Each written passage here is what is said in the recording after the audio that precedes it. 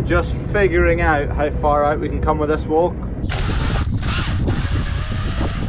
Rolling has been scrapped. Kev's had a bit of a muck up with the drill. Morning, Holly. There we are, wee cammy.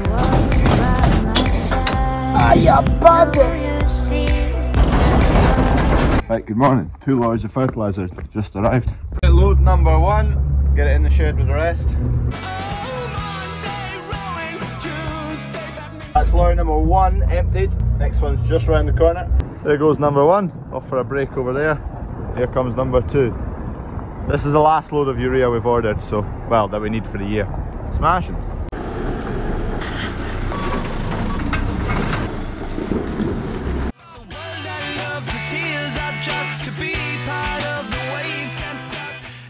That's us, job done. All the fertiliser for next year is in store. Job done. 2 empty lorries. Taxi home now. Calf feeding time. 5 scoops of this in there. Add warm water, give it a shake. Feed calf. Come on. There you go, pal. Come on in. There we go. Cavies. Coming along nicely. Anyway, bale of straw needed. We're out of ammonia straw. Dad's currently sorting out feed for the cattle here. At yard number 2, we've just about running out of feed. Okay, so I'm going to take the rollers off of this tractor, put this trailer on because there's a puncture. There you go, big old stunker of a nail in there. So we're going to take it home to yard number 1 to get that sorted. Just in case I go to fix it and I make a meal of it basically, and it ends up with a flat tyre around here. If I get it home to the yard, there's a compressor at home. There's not a compressor at this yard. There is, but it's not working at the moment. I've got air in the back of the tractor, but I've not got a line to connect it to, so I'm just going to yoke it up, get it home to the yard and get it sorted.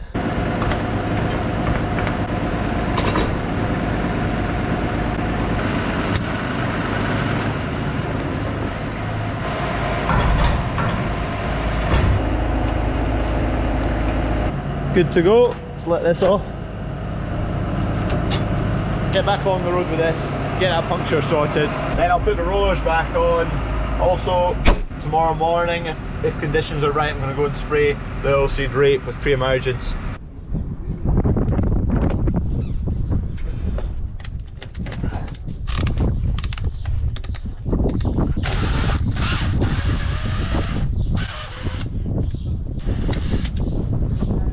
It's not actually pierced all the way through the wall of the tyre.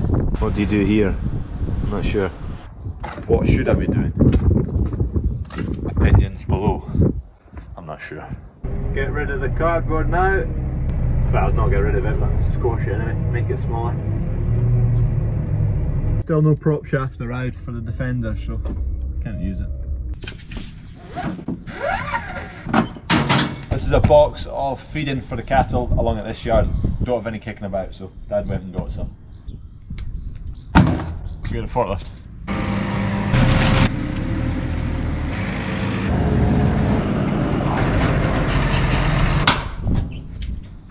Job done. Let's just get a wee look in that trailer because it was raining the other day and this was outside, so it might have water in it, and we're combining tomorrow, so I need to get rid of that. You know, it's dried up, but it's left some. Let's see if that's wet or not. So there was a bit of water in here. Nothing that's going to pour out the back. I'll just need a sweep out. Open up the big shed here because we've got these bunker walls to shift into place. So we're just making a wall here so we can make a square bay in this box. We'll have crop to go in it tomorrow. There's a good weight in these blocks, 2.7 tonne. The old forklift, it lifts up to 2.8 tonne and it's old, so it doesn't lift them. Anyway, a couple more this way and then we'll start going that way. We're just figuring out how far out we can come with this walk to still be able to get in and out with the forklift and the grain pusher. So this is the wall we've just put in. We're also going to then add a line up here. So that'll be a separate bay. There's a bay there, there's a bay there. Dad's just taking a bolt off of the back of this corner section. So they do corner sections that butt up. It's the same profile as the outside of a normal bunker. So we're going to take that off, chuck it over there, and then we can do a line all the way up there. So that's going to give us enough room to deal with what we're combining in the not so distant future tomorrow. Another chopper. Putting on that was a waste of time because it wasn't actually a puncture. It was almost a puncture. Anyway, Rollers on. Just need to pull these hydraulic lines around there because they were getting caught turning around the corner. Rollers also good with grease. I'll quickly nip around and grease these. That's it greased up, good to go. Head along the road to yard 4, where Dunk and Kev are sowing oilseed rape. So I'll just get in rolling, finish that off. Come back, whack the sprayer on, which is just in the distance there. Oh, sprayers, we got a quote for one. Didn't make nice reading anyway. Okay, this field of oilseed rape, let's get it rolled. Dunk and Kev are just up at that end, they're not far off going onto the end rig. Rolling has been scrapped. Kev's had a bit of a muck up with the drill. Drill's only been sown on the one side, so 1.5 metres off the 3 metre drill. I've still to see him and see why, but he made a bit of a mess of it. But to be fair, that's a big rarity for Kev to make a mistake. So. Righty-ho, right, I'm just setting my GPS lines. Kev's over there. He basically, from where those seagulls are in the distance, from there to here is all good, and from the seagulls all the way to the other side of the field is every other width Kev needs to go back and sow. The seed gets dropped out via the hopper, gets dispensed into airways, and the air takes it up to a cyclone that then shoots it down individual hoses to drill the seed in its individual rows. And one of the cyclones, basically there was a shutter, vibrated itself shut, which meant only one side of the drill was working because there's 2 cyclones on a 3 metre drill.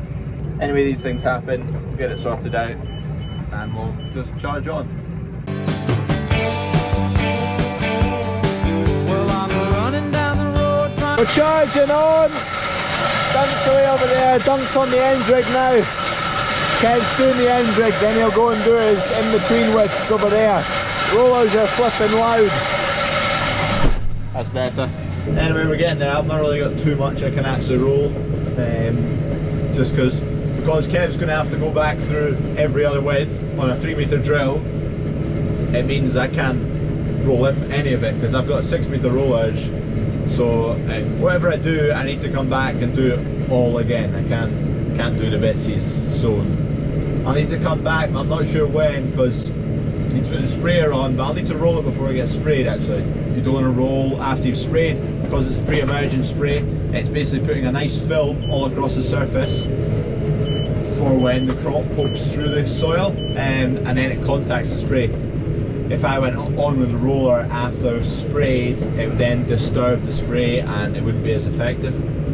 And also what the rollers are doing is making a lower surface area for the spray to go onto, so it's more effective again. If the soil's not rolled, like say there's clumps of soil that are sitting like this, when you're spraying with a fan shape or a cone shape or whatever, if the spray's coming along like this, it's struggling to get into these bits and into these bits and into these bits, whereas if I come along with a roller, roll it flat, and then you come along with your spray, it's much more effective. So I want to get all the rolling done before I come and spray it. Right, Kev's just getting it going again to fill in the gaps, but we're just trying to work out which widths he needed to do. If you look here, you can see the light and the dark. So the dark lines are when Kev's drilled it coming this way, light is going that way, just to do with shadows and stuff.